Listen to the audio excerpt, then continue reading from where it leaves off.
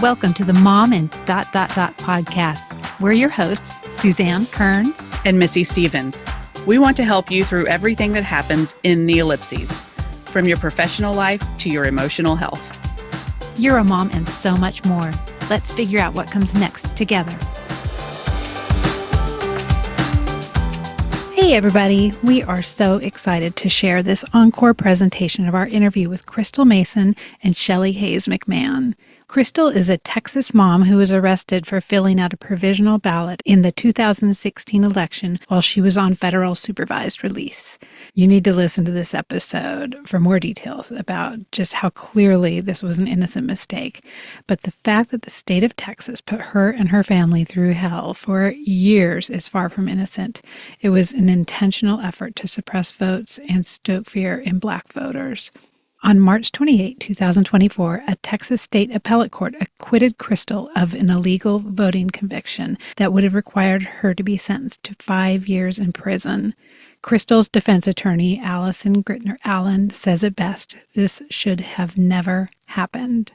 She continues, Crystal and her family have suffered for over 6 years as the target of a vanity project by Texas political leaders. We're happy that the court saw this for the perversion of justice that it is, but the harm that this political prosecution has done to shake Americans' confidence in their own franchise is incalculable.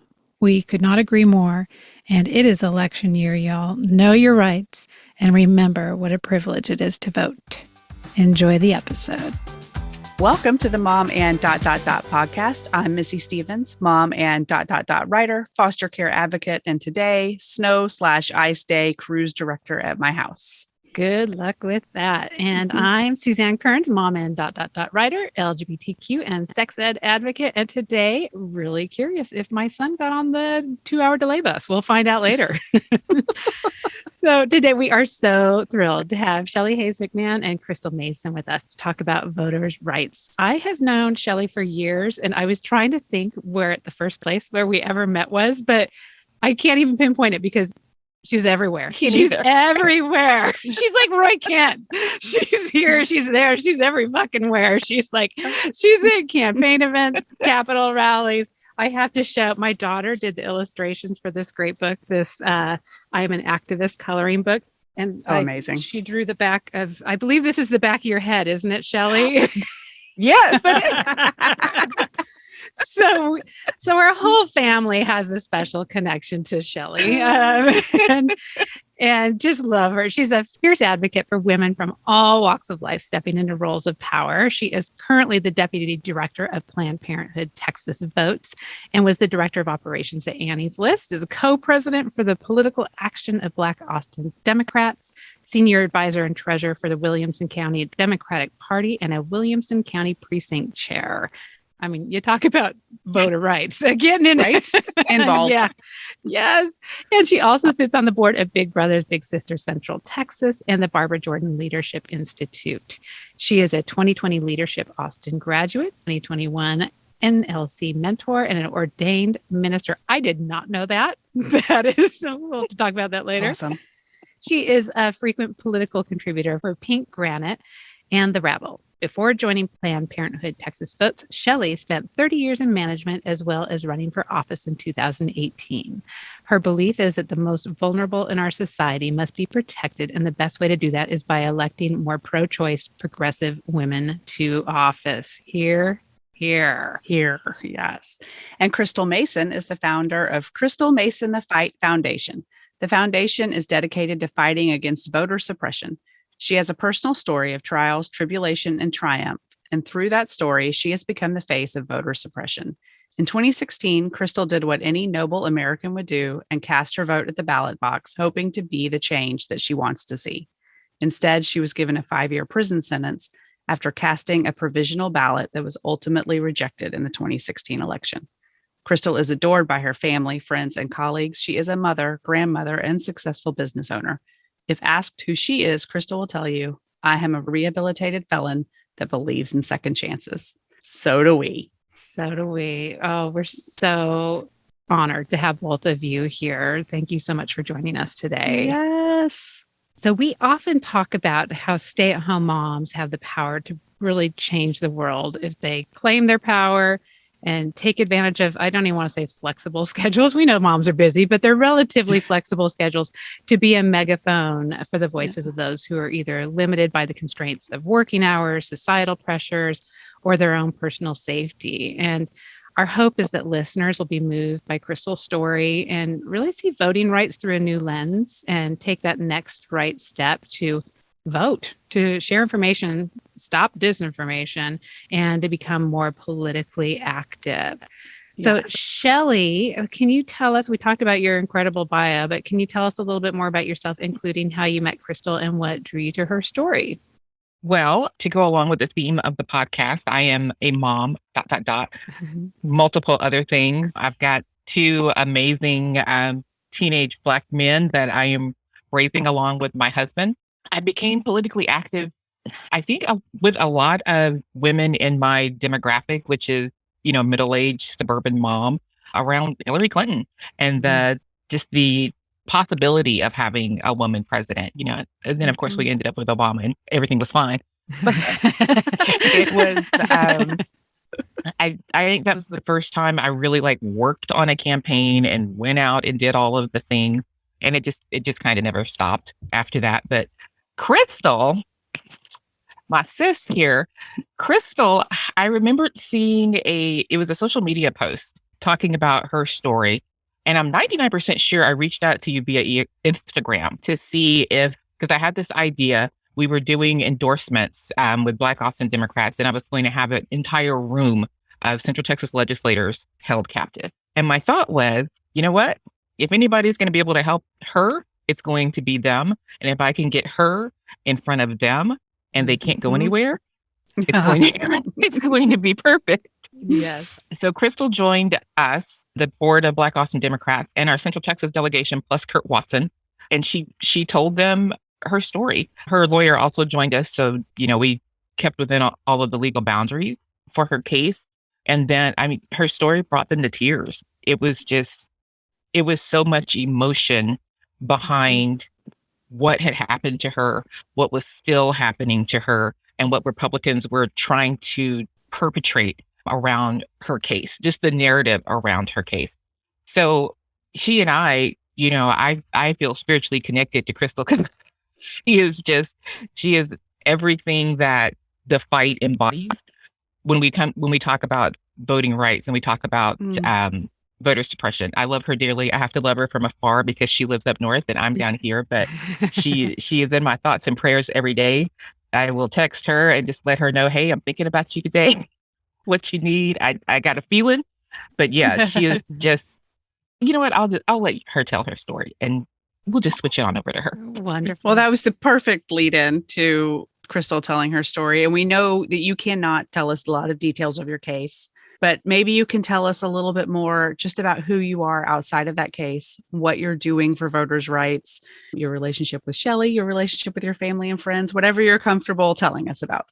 Thank you. Appreciate it. Well, my name is Crystal Mason, and just to give you an intro of the beginning, I had a white collar offense, and I went to the feds at that time. When I got out, I kept telling my kids that, hey, when I got out, hey, even though you hit that bump in the road, you can still get back on track. So I got out. I was in school, full-time student, working a full-time job, just getting everything back on track. And got insurance for the kids again, just things that they had missed while I was gone. Yeah. Important things. And my mom, her household, well, this is my household, but she was running the household while I was gone. So she's real big with keeping these voter registration cards together. Anybody that's 18 years old, she has these voter registration cards for them already, and it's time to go to the poll. So Mom, remember, I'm working a full-time job, just got out, just going to school, strengthening my family ties with the kids, activities, school, and everything else. So Mom was like, hey, you got to go vote, Crystal. I was like, okay, Mom, yeah, I got you. I'm going to do this. And she was just like, it was the last day. I was getting ready to go to work, getting up early in the morning. And she got up and she's like, hey, you noticed the last day to vote. I said, Mom, I'm going. So at that time, I knew I wasn't going to school. Because if I go to school, I'll miss it. So I got off work. When I got off work, went to the polling place. And to the same polling place I went to in 2012. I've been living in my house since 2008. So I go to the local church and I go and I say, I'm here to vote. And they looked for my name. They didn't see my name. So the first thing in my mind, I thought, well, I gave mom power of attorney of the kids, power of attorney of the house and everything. So maybe I'm not on the polling thing. So I have a hyphenated name. They looked both ways and I was like, well, wow, So I got ready to go. It was late, dark, and it was raining. So it was time for me to go. And a 16-year-old guy told me, hey, you can fill out a provisional ballot. And I said, well, what's that? He said, if you're at the right location, it'll count. And if you're not, it won't. I'm like, that's easy. Go ahead and do this. Mm-hmm. So a lady came. She took my ID. She left. She walked. She came back. She was set a couple tables back from the entry place. And she kept telling me, make sure everything matches your ID. And I was like, okay, that's easy. So I was just filling out the forms and I made sure everything matched. And I went to go to the booth and I asked her, I said, I wanted to do a straight ticket. And she got up, she showed me, and then she moved out the way I did. I put everything in the bag and I left. I received a call from my supervised release officer. And she said she needed me to come in. And I was like, that's not, because once you're done with your fed time, you're on something called supervised release. Mm-hmm. And this is something that you fill out a form every month and you really don't go meet anybody, They can call you in randomly to go do a UA or, just to see what you're doing, ask for a paycheck stuff or something. But it's like randomly, like every 6 months. Mm-hmm. So when she called me, I'm thinking like, okay, well, maybe this is the UA. Okay. So I didn't take a lunch to get off work early to fly over there because I had to go to school. And I get over there and she said, hey, how you doing? And I was like, I'm fine. And she was like, that's it. Like weird. So I go downstairs. When I go downstairs, a lady asked me, she said, are you Crystal Mason? I said, I am. She said, go ahead and put your hands behind your back. You're being arrested for illegally voting. I said, what? I didn't illegally vote though. I went back to thinking like I put everything right that was on my driver's license. Like I didn't illegally vote. Mm-hmm. And she said, being on probation, you're ineligible to vote. And I was like, wow. But I'm thinking like this, we at the right location because my supervised release officer is upstairs. So let's go talk to her so we can figure this out. Mm-hmm. I go to jail. When I get out of jail, the feds just say, oh, we're just going to sit this aside. And that's what they did. Instead of stepping up and saying, hey, we did something very, very wrong. We don't have something in place. This is absolutely wrong. They didn't. They just moved over out the way. And I went through the procedure with the state case. So I got a call. My attorney kept telling me, oh, this is going to be an open and closed case. This is going to be an open and closed case. And 2018, April, he said, we're going to trial. He told me 3 days before. And I was like, what? We're going to trial? He's like, yeah.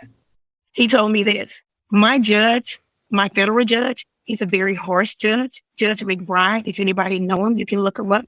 And so with my nonviolent white collar offense, my choice, the governor said, give me probation. But my judge don't do plea deals. He gave me 5 years. So knowing what type of judge I got, when my attorney told me, hey, Crystal, do you want to do a trial by jury or a trial by judge? He said, well, let me tell you this. The judge has practiced up under McBride, so he know how he is. So he'll know that you'll never do anything to go back before his court again. That's the reason why I didn't do a trial by jury. Because if I would have did a trial by jury, I wouldn't be here today. But I did a trial by judge. And in my trial, they put on first of all, I was the only witness. My attorney didn't do anything. I didn't have no character witness. I didn't even get who was the witnesses that was against me. I would have known it was my neighbor across the street. But it's a long story on that end. So I'm going through trial and I'm looking like, wow, like this is for real. My supervised release officer, supervisor, the U.S. probation officer of the Northern District, Kenneth Mays, testified on the stand and said, no, we never told her she couldn't vote. No, she never signed anything.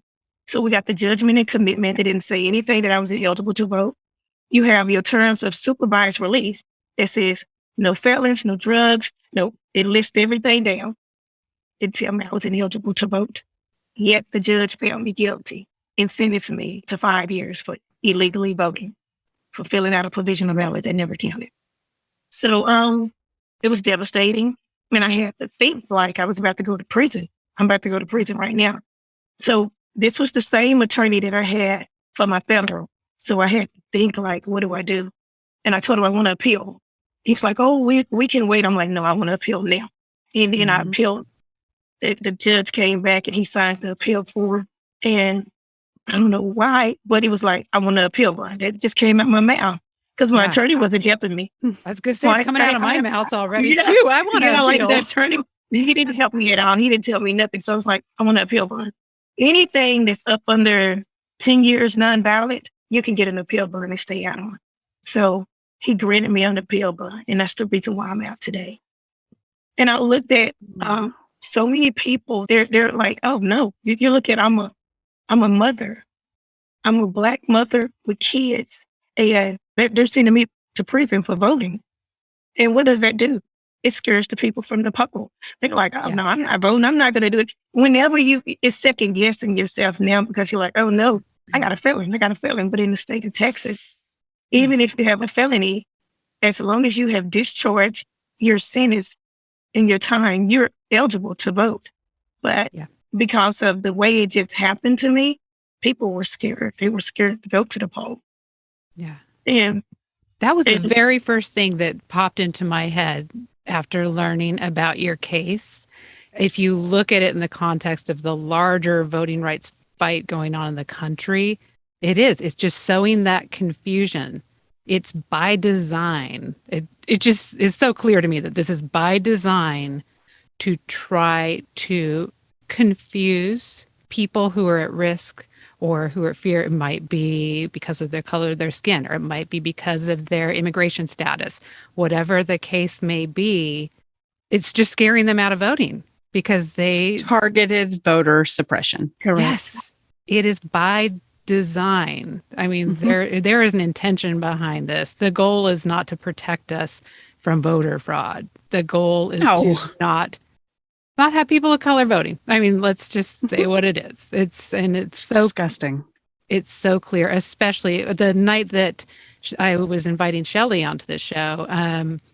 It just happened to be the next day, I think. I was watching Rachel Maddow, and she did a special about, it was Pamela Moses, so it wasn't your story, but it might as well have been. So similar. She got 6 years instead of 5, and she lives in Tennessee. But she contrasted it to 4 white men, Republicans, I guess we can call this is this a bipartisan issue? I don't know. It gets a little partisan for me, but let's just call it what it is. Yeah. So these 4 men who intentionally took the voter form for a deceased relative.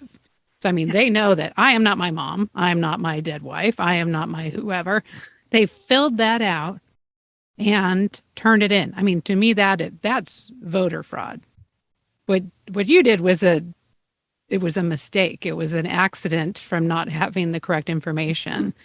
And the vote never even counted. There you go. Let's make that clear. It was a provisional ballot. Right. But these 4 guys who filled out ballots for deceased relatives just basically got a slap on the hand. No one had prison time. I think a couple had probations. So I just want to really highlight that. And we will link to that Rachel Maddow segment because it's so powerfully laid out. Like, wow, this is racist. It's racism. It's not a law that is meant to treat all Americans equally along their ability to vote. So no, and I don't think it's simple to figure out.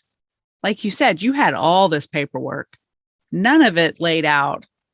You're not allowed to vote if somebody isn't.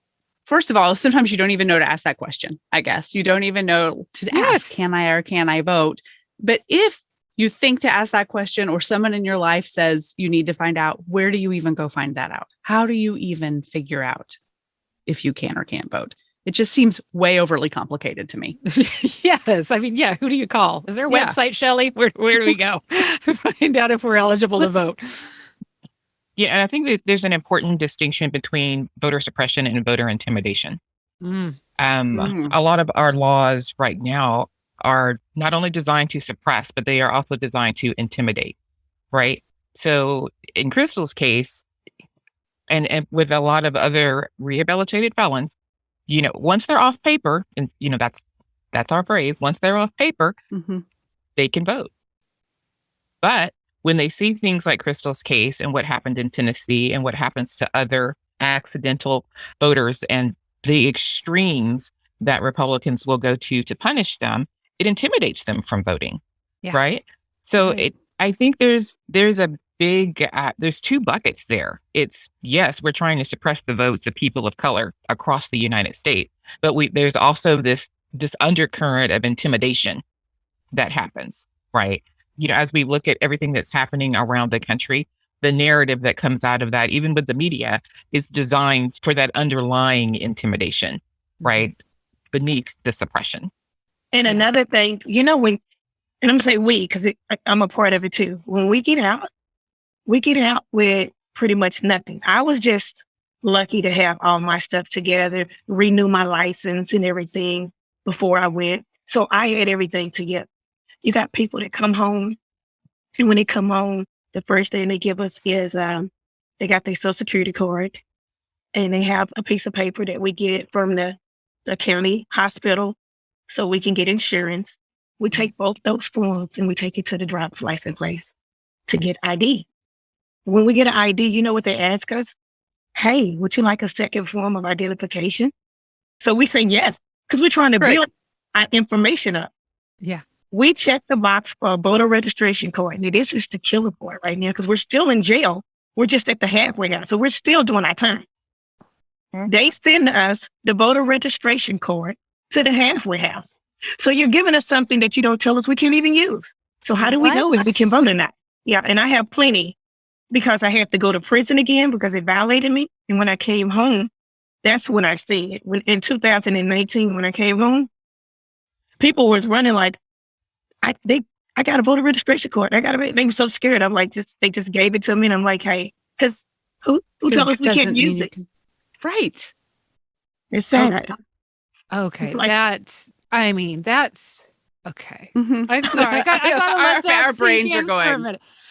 Because in my mind, I was like, okay, it's just a matter of not knowing. And I mean, you've got so many other things that you're trying to get together. You were getting your job, you're getting your life back together. yes. I mean, it's one of those things you don't even know that you don't know.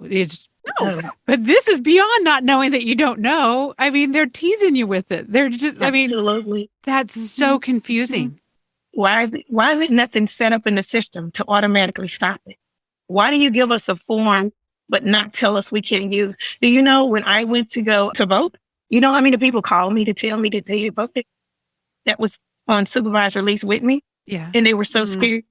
I just said, leave it alone and just be quiet. Just be quiet. Because no one told us. You don't have it nowhere. And it's almost like, is it rehabilitation or really are you setting us up? Are you setting us up to... It feels like a trap. It feels like a trap. Exactly.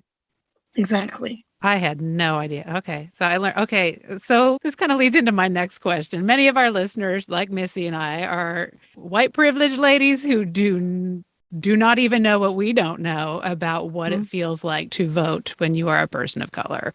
And so we don't feel the severity of, there's the discrimination, there's the intimidation. There's so much going on right now nationally and statewide as far as either trying to increase voter rights or take away voter rights. But what is it like? What is it like for you? Are you feeling that when you go in the voting line? Are you feeling that in a systemic way or in a day-to-day way when it comes to voting as a Black woman in America? I think there's again, the larger conversation for those of us with privilege and non-melanated. It's this need to be outraged when something doesn't affect you personally, right? It's the knowledge and the care that has to be taken around issues that don't live in your backyard, right? Mm-hmm. So we're going back to 2013 with Shelby County versus Holder, where Justice Roberts has had this, dude's been on a tear for years around just gutting voting rights. And what he did in 2013 is what led to everything that is happening or has happened since then, which was getting rid of the preclearance formula that was in the Voting Rights Act. And what the preclearance formula did, it said that states had to go to either the DOJ or federal courts if they were going to make any changes to any sort of elections or voting happenstances in their states. Because he said, and this is a quote, the policy had been so successful at curbing discriminatory practices that it was no longer justified. Yeah. It's all fixed. So we're just going to go it's back all to, fixed. we're just going to, we're going to go back to trusting, old white men to do the right thing. Yeah. So now all of these things that are happening since that ruling is the fruit of that tree. It's the fruit of what he planted. So Texas has gone gusto with it. Georgia has done it. Tennessee, Kentucky, all of these states are consistently figuring out ways to disenfranchise voters, make it harder to vote, intimidate voters, and to basically just take away the rights of voters, either through voter ID laws, closing polling places, just anything that they can possibly do. Mm-hmm. So the John Rights Voting Act brings back the full body of the Voting Rights Act. It puts the changes back under review, which is where we need to be. We're fighting in the courts right now, and we're fighting against so many Republican appointed judges who, again, do not care about voting rights. That unless we are, one, we need to change the composition of the Supreme Court. Come on, Joe Biden and Black woman. And then two, yes, we have to vote. We have to vote in every single election. We have to, all of these legislators that we have right now in the Texas House, Democrats are so outnumbered. They're just holding back the tide. They're doing everything that they can. It's just hanging on by a string, and our voting rights are hanging on by a string, along with, bodily autonomy and the rights of trans families and kids, just all of these things. But the precipice of that, what tipped it over was eliminating the protections around voting rights. It started this, what's the word? How can we take away, avalanche.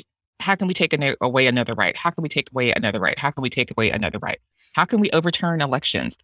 How can we drive this narrative around elections aren't safe, and Democrats are stuffing ballot boxes, and there's so much, what's the word?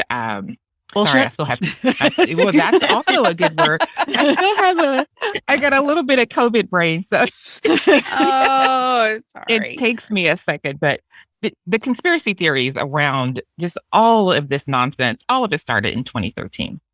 In Eric Holder's organization, All on the Line, Genevieve, right? Genevieve works. She is the Texas person for All on the Line. So she does a lot of organizing around getting folks to go and testify at the legislature around voter suppression, training, just all of these things. But she works for Eric Holder, who, was the AG for President Obama. So there are so many organizations out there right now that are trying to do the groundwork, including Crystal's nonprofit, which I'm hoping she will talk about. And, voting as a Black person in this state, I took my son to go vote for the first time in this primary election. And the talk that we always have before we literally go anywhere, before we go to Target, before we go to HEB, just is how he has to be once we get inside of a space where we may not necessarily be welcome, or we may be the only Black face. And that talk was, you have your sample ballot. I want you to make sure you keep your sample ballot very clear and very in sight of whoever is observing the election. You're going to tell them that you're asking for assistance, and your assistance is me. And I'll find a little affidavit there. I'm an election judge too. It's crazy, but we'll get into that later. But, when we walked in, there's just this all eyes on you kind of thing. I'm up here in Williamson County, so everybody turns and looks. And, we're 6 feet tall. We're not small people either. They see You're not sneaking in. Yes, we are not sliding in anywhere, and he goes up to the election clerk, gives him his ID, and the guy is asking him, he asked him a couple of questions. He asked him what was his address, which is not the correct question. You're supposed to ask, we are supposed to ask, what is your current address? Right. And then the other thing it's a whole thing. It's a whole thing. So I Uh-huh. stopped and I'm like, that's not the correct question. You're supposed to ask him, what is his current address? And the guy was like, well, and I'm like, no, not well. Yeah. Do it right. We will do this right. So he went through all of that. And then Mason signed his thing, and then he told him he wanted assistance. And he was calling over this other cute white kid, whatever, was calling him over. And Mason was like, no, I want my mom to help. And this guy tried to tell him that it had to be an election worker who helped him. And I was like, bruh, we're not doing this today. Because one, I know the rules. I know the rule. And two, it just mind blowing to me that the liberties they think they can take with our voting rights. Yeah. Right. So we go through all the things. Bobs goes and cast his ballot. The other thing that was interesting about our voting experience was the elections clerk tried to tell us that we had to use the same machine. He and I did. And I was like, no, I'll just use the machine next to him. Thank you so much. Mm-hmm. And she was like, no, I need you to vote on the same machine that he does. And I'm like, ma'am. Why? Exactly. Why? Why is this a thing? And she could not tell me why she wanted me. She just wanted me to vote on the same machine. It's not a rule. Mm-hmm. It's not a law. It's nothing. So it's very important that we know our rights as people of color when we go to vote, because you have people who they've worked elections for years and years and years, and they have their own personal rules around. You see them when you get there. They're 1,000 years old. Ma'am. I mean, ma'am. Yes. There is a lot of that. And things have changed, especially over the last couple of years with our last legislative session with poll watchers. Poll watchers have way too much leeway now, but we went through poll watcher training when I went for my election judge training this time around. But voting as a person of color, and I'll tell you, it's one of the reasons I work election. It's just so Black people see me when they come. Yeah, when they come in to vote. And it's not that I'm making an election safer or anything. Do you follow the rules? But I think there's just it's a little bit of a sigh of relief when you see somebody who looks like you. It's a little more welcoming. It's a little more just all of the things that you need to be comfortable in a space. And when we are the only is lonely, as we say, when we are the only, it can be very intimidating. It can cause you to rush through the voting process. It can cause you to not go back and check your ballot. I want you to come in, take your time, do what you need to do, ask for help if you need help. And if you're not comfortable asking a non-melanated person for help, then you have someone who looks like you at the poll. So, but to your point, Susanne, yeah, I went for my election judge training. I was the youngest person in the room. I'm 52 years old. I love being the youngest person in the room. And it doesn't happen to me often anymore. So yes, I mean that there is a gap between 75 and 50 some odd, and even the 40 some odds where there's no representation there. So yeah, it's a lot. And I feel like I am just wandering all over the place. But you've said so many important things, and I know we can't boil it down. There's no boiling this issue down. My stomach is in knots. I feel nauseated. I'm angry. I want our listeners to feel angry too, because I think that's part of changing this. Mm-hmm. Is there something, if somebody's listening and they're saying, I'm angry, I have no idea where to start, what is the first thing they need to start paying attention to make a change here? I mean, it's systemic, it's broken, it's so old. Where do we start today? I think depending on where you are, look at what's going on in your state. Look at what's happening at your state legislature. Look at what's happening around redistricting lines being drawn in your state, because those are also drawn to, suppress and disenfranchise voters, especially voters of color. Get involved in that. Secondary is vote. I mean, oh my God. And you have to vote in line with your personal beliefs. And if your personal beliefs have not taken on a lens of anti-racism, there is a good chance that you may not be voting in the best interest of people who don't look like you. I would advise folks to listen to people of color, to listen to Black women. You know, we are very, very well aware of what happens if we stop fighting. If we get too tired and we just lie down. My biggest piece of advice is to not wait until an issue has a white voice. So many times we can talk about Black women have been screaming about abortion rights for years. We can talk about voter suppression, but until it comes out of a non-melanated faith, it may not be taken seriously by non-melanated people. Yep. So when we say listen to Black women and we say listen to people of color, I'm literally saying listen to them. You don't have to wait until it comes out of a white person's mouth for it to be taken seriously. You don't have to wait for a white person to say, hey, we need to raise money around this issue, when a person of color has been telling you for years that this is coming. There's a dearth of fundraising for Black-led organizations, Latino-led organizations, LGBTQIA plus led organizations, until a white voice says, hey, somebody needs to go help them. Or unless there is at times a white person in charge of the organization. So you will see that there's a lot of there's discomfort that has to be dealt with, right? And sometimes you have to live in that discomfort and just kind of push through it. But for the people who are in their bubbles, right? And that's a lot of suburban moms right now. I'm a suburban mom. I'm just not the suburban mom they're talking about when they're hollering about, anti-CRT and all of those things. Nobody asked me about that.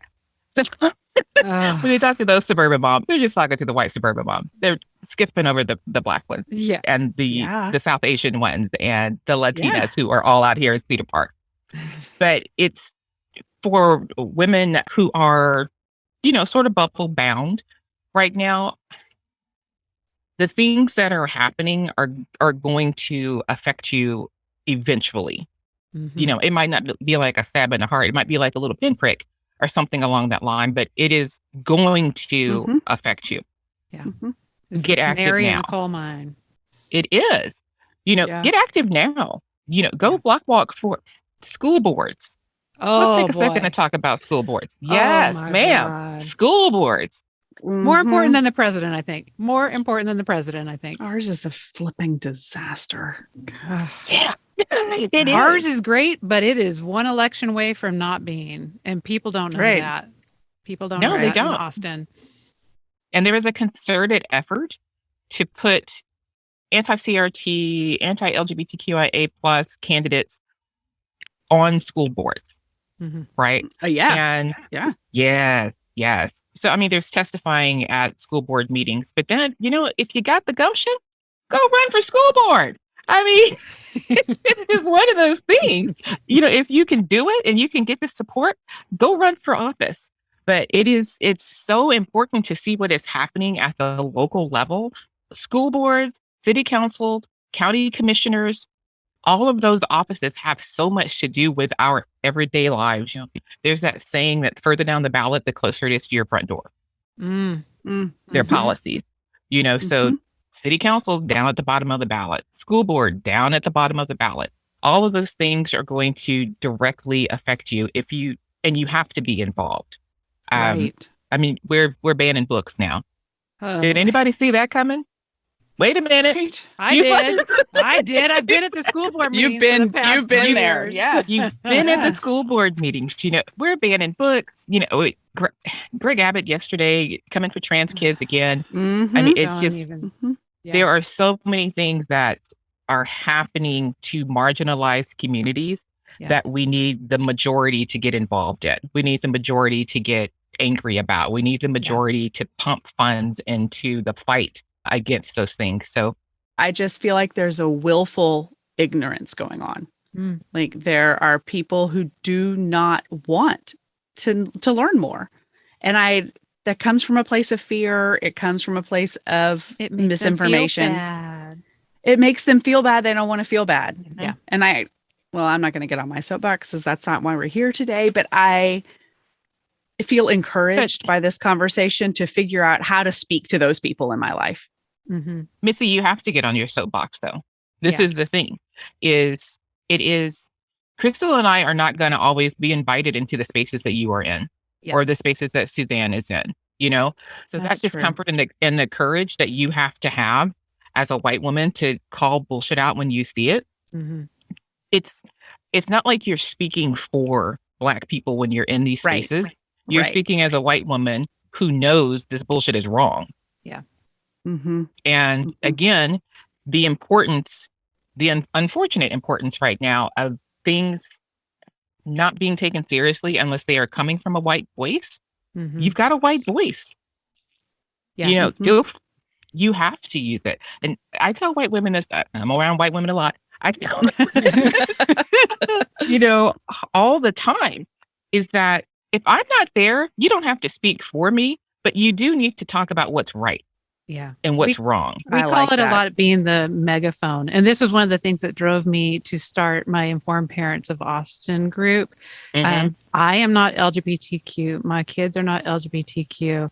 But kind of like you said, I am invited into spaces where maybe a trans woman is not.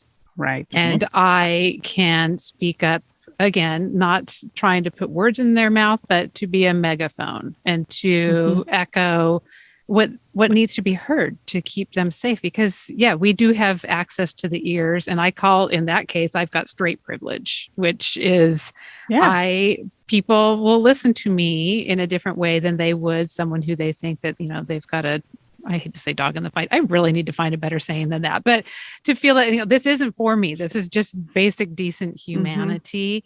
And there is a fear. There's a fear you're going to do it wrong. And you just got to be willing to do it wrong and be corrected and keep moving. Because I think there probably are people who are just putting their head in the sand like an ostrich, but then there are people who are these well-meaning white women but don't want to like say the wrong thing. Or, you know, I can mess up someone's pronouns like nobody's business, but you know what? I'm still trying to speak up. You're in the arena. I'm still trying to speak up for the LGBT community. And when I get something wrong, I'll be like, okay, I'll work on that for next time. Yep. And just be willing to be wrong, but to be wrong for the right thing. And to take that next step forward. And that gives the person at that wine night the permission next time that they go to a family dinner or whatever to be able to say, hey, you know, Susanne said this or Missy said this. So yeah, I think it is important and I'm going to bring it up here. Yeah. Yeah. Courage can be shared. You know, it doesn't have to live with one person. That the one time you speak out, you're handing some courage off to somebody else. You know, so it really is, you know, that bravery that it takes to say the right thing in the wrong space. It's underappreciated. You know, it's the high five, you know, the secret high five, like, girl, you call that out, go right ahead. It's those are big deals, you know, because it encourages you to keep going, and it encourages the person next to you listening to you take a stand and take a risk at times to do the same thing. So don't deny the power that you have, right? And you don't have to hide the power that you have as white women and or white people. You are still empowered to speak, right? It's not that you have to think that you are speaking for another person, like Susanne said, but you still have so much power. There's power in your voice, there's power in your story, you know, and there's power in you standing up for the right things. It's and we just need it's a lot. We just need to have the courage to use it. We're the ones that have the least to lose, but for some reason we're the most precious about our voices and the way that we use them in the community. But oh my God, we're getting so close to the end of our time, and there's so much more to talk about here. But Crystal, I want to hear about your nonprofit and how people can support it, how people, aside from voting for candidates up and down the ballot, all the way down to the school board, who support marginalized communities, people of color. What can we do? Support you in your case, support you in so many ways. Well, with my situation, I realized that people were scared to vote. I seemed like when we went out to talk to people, they were like, oh no, I'm a felon. I can't vote. No. It automatically, my story pretty much was a Black woman with kids voted and now she's going to prison. So people, Black and brown, was like, no, I'm not even gonna take a chance. I don't even. So I started my organization, Crystal Mason, to fight against voter suppression in 2020. And I wanted my story to encourage you to go to the polls, not discourage you. So that's the reason why I was out canvassing in the neighborhoods and talking to people and letting them know, if I don't know if you're ineligible to vote, if it's a question I don't know, I have 12 attorneys that I can reach out to get the right answer for you. Yeah. But I let them know the reason why it's so important to go to the polls, because I've always only voted in the presidential election. Now I voted, but only in the presidential election. And I realized it starts right here at home, and that's the local elections. You understand? The judge, the DA, the prosecutor, they're all elected officials. So all of them played a part in my case. So this is the reason why I go out and I network and I tell people about my story, because we can go out there and we can make a change. And so we go out, I set up, we all registered voters. We're all deputizers. My kids, I got like 12 members of my family. We're registered in Tarrant County as well as Dallas County. And my kids are in Hawkins now. They go to college down there. So we're going to get that set up moving next year when we register all over again. And I set up voter registration drives everywhere. And I go out in the neighborhoods, canvassing, telling everybody, hey, I'm going to hold this event. We're going to have food and the bounce houses, things, activities for them to do. And I do this out of my pocket. So, if you want to help or support me in any kind of way, or even join, my organization is crystalmasonthefight.org, or you can go to my GoFundMe page at #justice4 Crystal Mason. Wonderful. So now we usually end with our look, listen, learn segment, and it's usually kind of goofy and silly. And this subject is the opposite of goofy and silly, but that's usually a time when we direct people to something that we've been reading or watching or learning about that they can work into their lives. So I would like to keep our look, listen, learn here focused on what women, probably most of our listeners are suburban white ladies, what they can do to support voter rights. I'll start with mine. One of the things that I would like people to take a look at, and we'll put the links to it in the show notes, is that Rachel Maddow breakdown of Pamela Moses' case and how truly systematic racism is as far as the punishment for the white men who did something that was truly voter fraud versus a woman who had an accident that made a mistake based on having misinformation about whether she was eligible to vote or not. And then just last night or this week, John Oliver has a piece on critical race theory. We'll put a link to that. And I think the main thing that came out of that, there's so many people, and they even had like Tucker Carlson on Fox News when someone was like, so what is critical race theory? And he's like, oh, well, it's the idea that, white people are bad and, and one race is better than the other. And everybody's like, no, that's not what it is. So let's just clear it up here right now. What critical race theory is the idea that racism isn't just people who are racist, but the idea that the actual legal systems and policies, things that like we had talked about today, have race baked into them. So it's not just one person, it's a system. So if anybody's heard the term thrown around and didn't quite know what it was, that's what it was. And he does a really nice piece about breaking down and again, talking about the school boards. I sat through all the State Board of Education, the new health curriculum textbooks.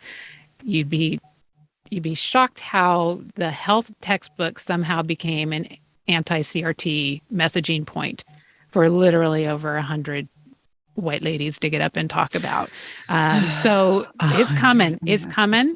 They've got a lot of time to spend, and they got a lot of money to spend, and they are coming for those school board seats. So take those seriously. I don't know what they're talking about.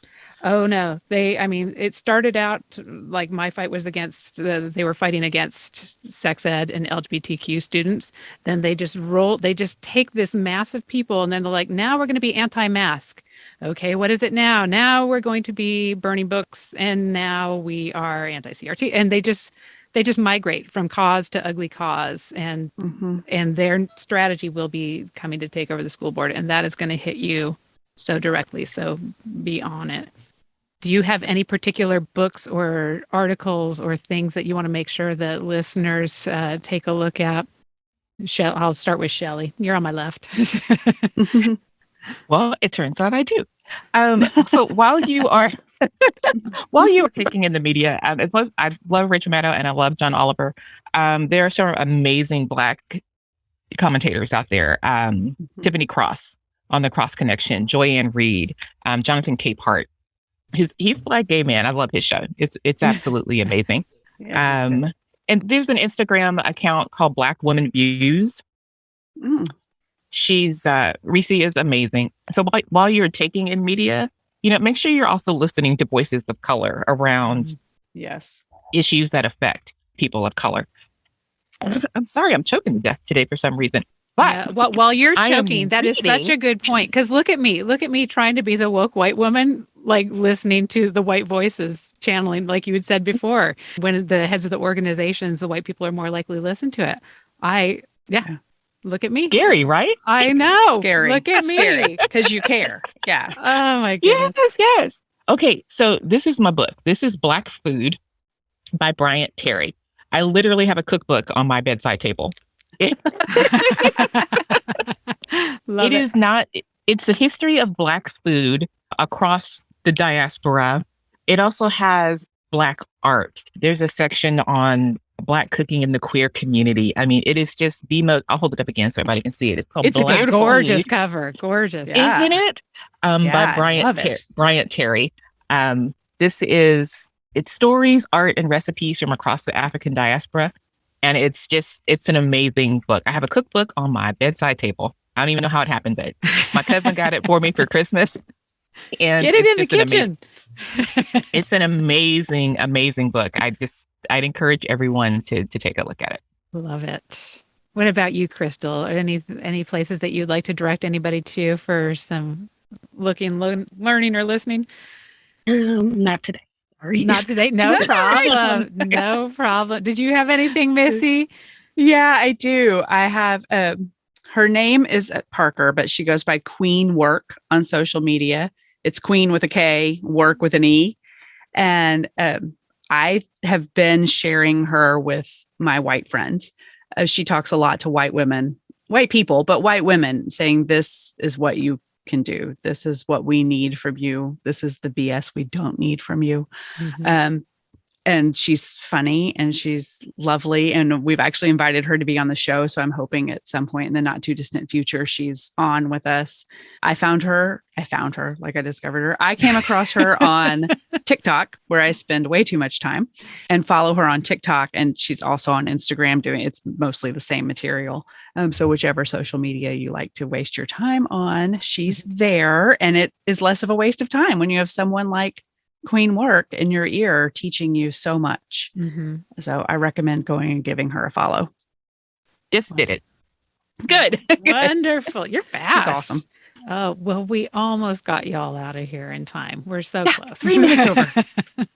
But this is a subject that needs way more time than the 1 hour here. So I hope people will continue to follow up. We'll put some additional links in the show notes for some other look, listen, learns, people of color speaking, listen to their voices, not just the Rachel Maddows and the John Olivers.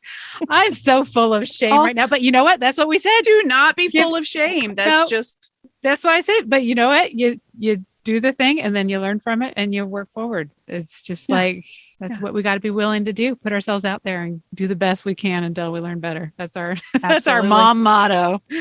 All we can do. Yep. Is there anything we did not cover that you want to make sure that we get out there? And we'll definitely be putting the links in the show notes, Crystal, so they can learn more about your nonprofit follow-up, your GoFundMe, all those good things. But is there anything else that you want to make sure listeners hear from you? No, I do appreciate your time. Thank you. Oh, well, thank you. Thank you for being here. I'm going to join your nonprofit right now. Yeah, as soon as we're off of this.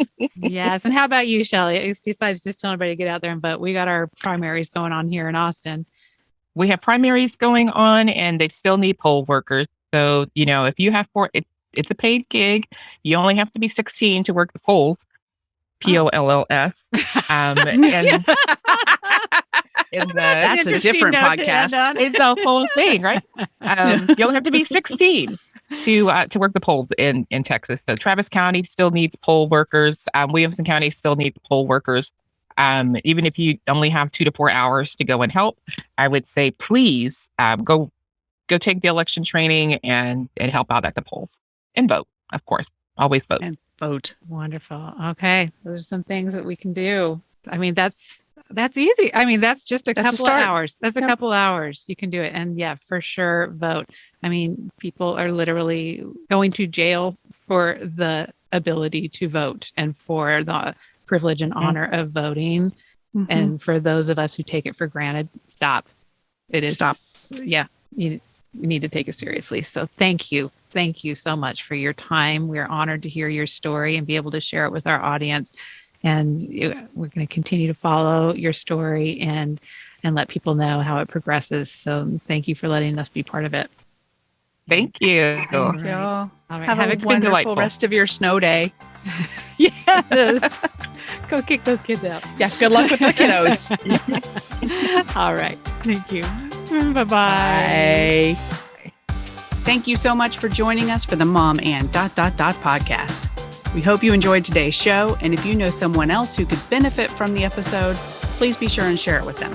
And while we're begging, please subscribe and rate us wherever it is you listen to podcasts. You can find links to all the things we discussed today in our show notes or over at our website, momandpodcast.com, with the A-N-D spelled out.